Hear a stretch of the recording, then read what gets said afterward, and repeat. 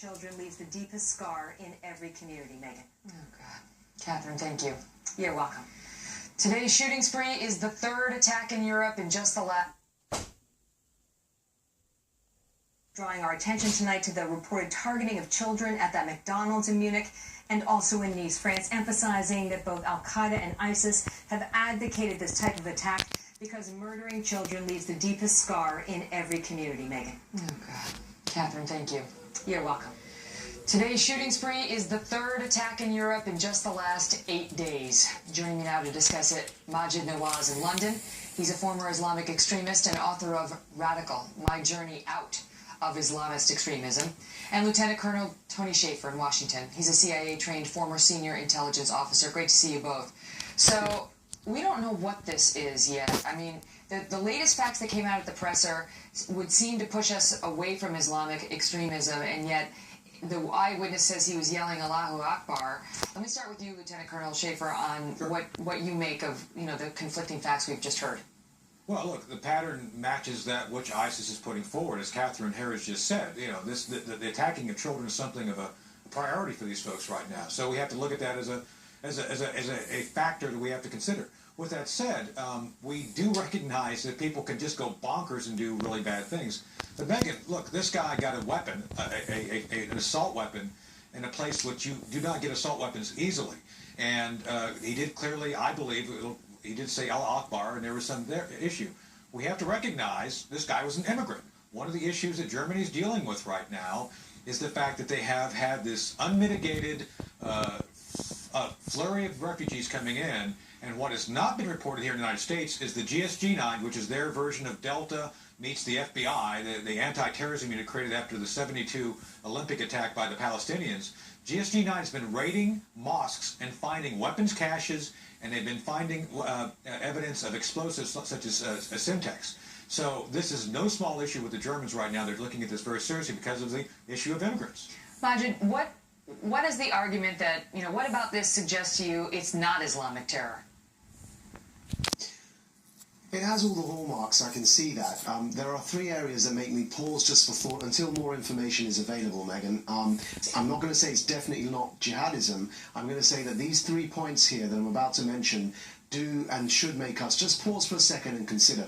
The first is that in jihadist theory, something I'm particularly acquainted with, they distinguish between suicide in the sense of somebody turning their weapon on their own body to kill it, and suicide bombing in the sense of turning your body into a weapon to kill others.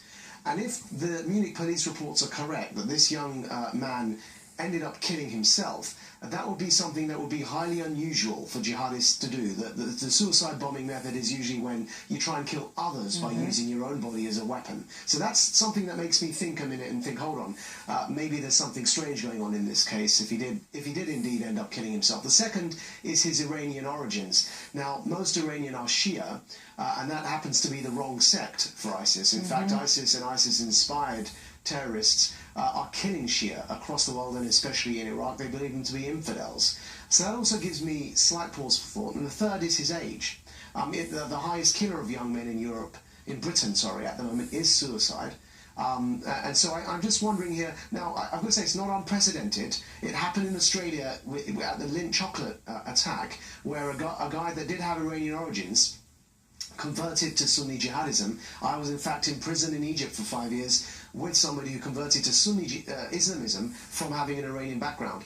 So that can happen too. So again, there's another possibility. But if this man didn't convert to Sunni jihadism and remain Shia, it does lessen the chances that this was ISIS-inspired again. So we're just going to think about those things. I'd suggest perhaps getting more information. Yeah, we need more information. The other thing that we heard is that he was ranting and raving like a madman. He was speaking against the Turks, because there's a rivalry between the Germans and the Turks who are in Germany. And he seemed very disturbed. And so, some experts are saying this seems clear. It's not terrorism as we understand that term, but perhaps just a madman who decided to shoot and kill a bunch of people. And if it's true he was shouting from the rooftop, I am German, I'm born and raised, or something of that, resembling that. Stand by, Majid, again, sorry, that's for Colonel Schaefer. Of European born and raised Muslims is that they wouldn't necessarily say that. They wouldn't necessarily say I'm Sorry, we're having satellite problems. Go ahead, Colonel. Go ahead. Well, no, I think you have to consider all possibilities in this case, and this was, by definition, an act of terror. I mean, it has terrorized the public, and it met with the requirements, the targeting requirements of ISIS and Al-Qaeda. So with that said, we have to take it very seriously. You can still, they are not mutually exclusive, Megan. You can be crazy and be a terrorist. Zawahir, the guy, the 19th hijacker, was not mentally stable, and I think that's one of the reasons he was pushed out of the operation for the 9/11 attacks. With that said, this guy could have been a wannabe. He got enough access to actually arm himself up and do something severe as he did. But I think we just don't know enough at this point about what his motivation was. The fact is he basically may have been a mimic of an ISIS attack. It may be that simple. We're just trying to watch the clues in our prayers to our friends in Germany tonight. Thank you both so much. Thank you, ma'am. Less than 24 hours before this latest attack, millions of Americans were listening to Donald Trump's plan for keeping America safe. And Bill Bennett is here next to explain why he thinks this could be a key issue in this presidential race. Plus, President Obama and Hillary Clinton today ripped the Trump speech as dark and divisive. Governor Mike Huckabee and Robert Zimmerman are next to debate on that. And then it is opening night for the documentary that claims to unveil the secret past of the Democratic Party.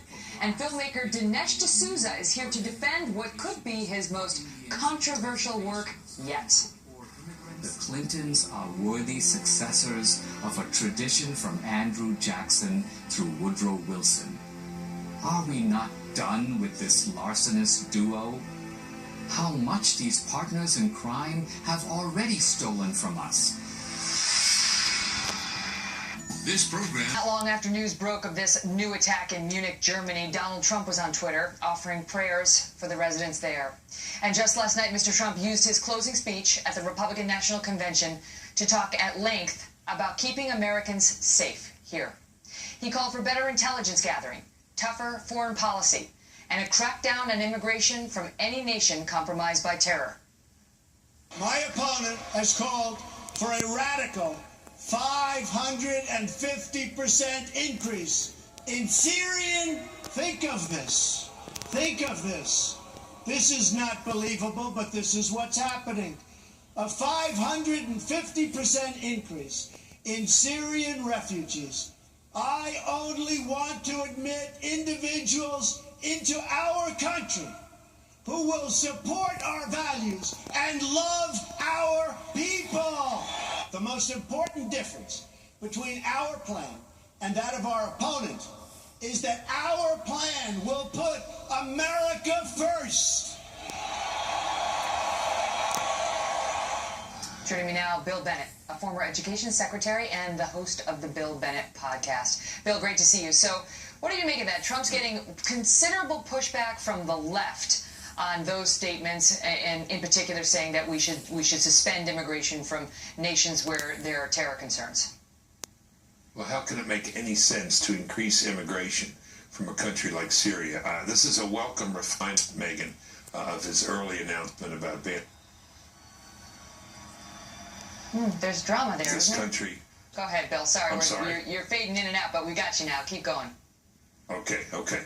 This, as I said, a welcome refinement from his earlier statement. This just makes sense. Look, Syria is the focal point. This is where a lot of men, and it's mostly young men, not women and children. James Clapper, the head of Defense Intelligence, has said plainly and bluntly, we do not know how to vet these people. If you do not know how to vet these people, and you know there are a lot of terrorists in Syria, why in God's name would you let them in? I mean, I think you can debate this all day long with liberals. But they're saying, when he's talking about we're going to suspend immigration from countries where terrorism is an issue, you're talking about France. You know, you're talking about Germany. And we're going to suspend immigration from France into the United States? No, he said also, unless we can develop a better vetting system.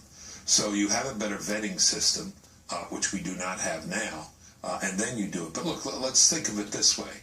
If a person comes in and wants to become a citizen of the United States, is it unreasonable to ask them, what do you support, the Constitution or Sharia law? Do Do you believe homosexuals should be put to death? Do you believe women should have the same rights as men? Do you believe in honor killings, or do you believe in equal justice under law? Now, people may fib, they may lie on this, but this is what the vetting's about. For now, he has said a temporary suspension of people from these countries, and he's talking about countries like Syria. We will continue to have people coming in from France, but if you have people from France who came into France from Syria or somewhere in the Middle East that is riven with terrorism, I think you got to make the same check. This just makes sense. But did you watch the convention, Bill? What did you think of it? How did the Republicans do? Oh, I think they did well. I mean, I think you saw, first of all, three major assets, I would say, in addition to Mike Pence, who's a great guy.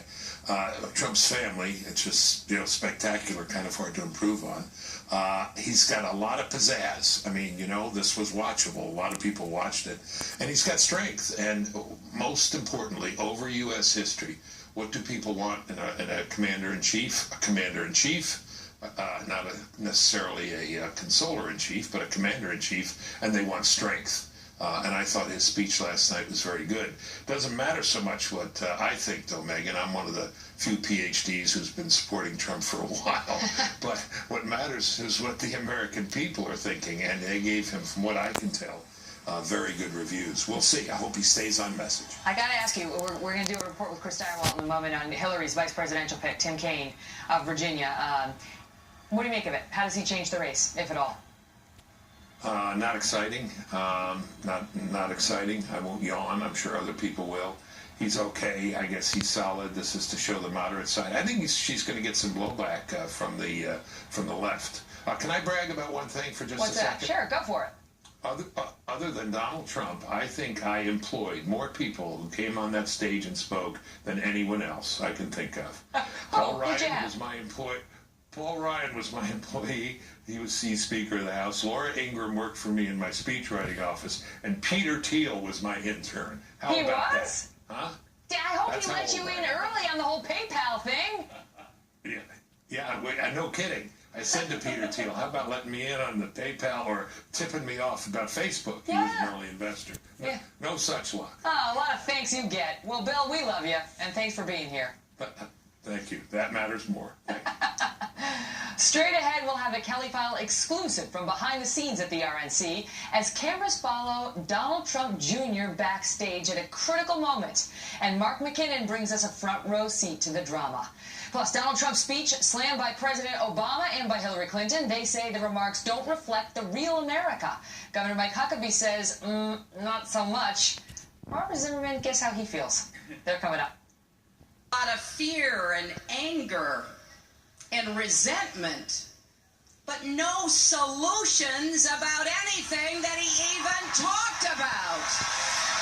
Serious fallout tonight after Donald Trump's historic acceptance speech last night in Cleveland, as some leading Democrats ripped what they called Mr. Trump's darkly negative message as one meant to alarm Americans into supporting his campaign. Here's some of what they had an issue with. Our convention occurs at a moment of crisis for our nation. The attacks on our police and the terrorism of our cities threaten our very way of life. The first task for our new administration will be to liberate our citizens from the crime and terrorism and lawlessness that threatens our communities. When I take the oath of office next year, I will restore law and order to